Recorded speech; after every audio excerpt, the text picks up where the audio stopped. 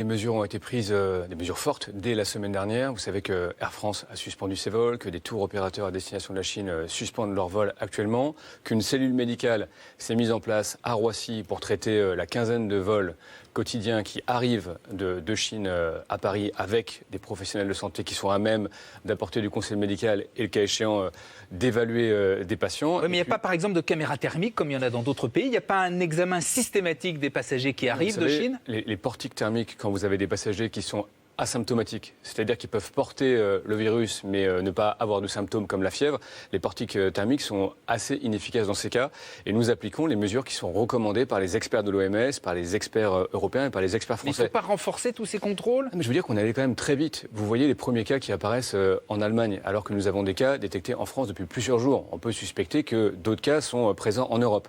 Nous avons mis en place, au travers des experts de l'Institut Pasteur, un test 6 jours après le séquençage du virus, qui permet en 3 heures de détecter si la personne est porteuse ou non du virus. Donc les autorités, les experts sanitaires français se sont mobilisés très fort et très vite.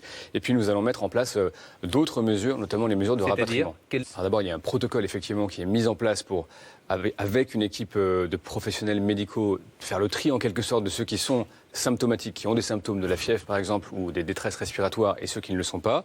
Il y aura un premier vol de rapatriement. Ça, vous le faites en Chine ou en France ? Ce sera fait en Chine, en lien évidemment avec les échanges qui peuvent exister avec le consulat français. Une fois qu'on aura déterminé ça, on aura un premier vol de rapatriement donc qui partira demain de Paris pour revenir probablement jeudi, le 30, avec des personnes qui sont asymptomatiques, c'est-à-dire qui ne présentent pas de symptômes. Ces personnes seront surveillées, mises sous quatorzaine, comme on dit, de manière à vérifier et évaluer l'évolution de leur état de santé.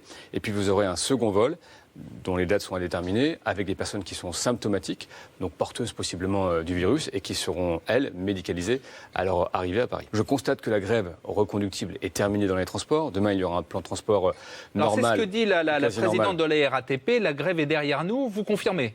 La grève reconductible est terminée. Il y a des actions interprofessionnelles qui sont annoncées, notamment celle de la CGT demain.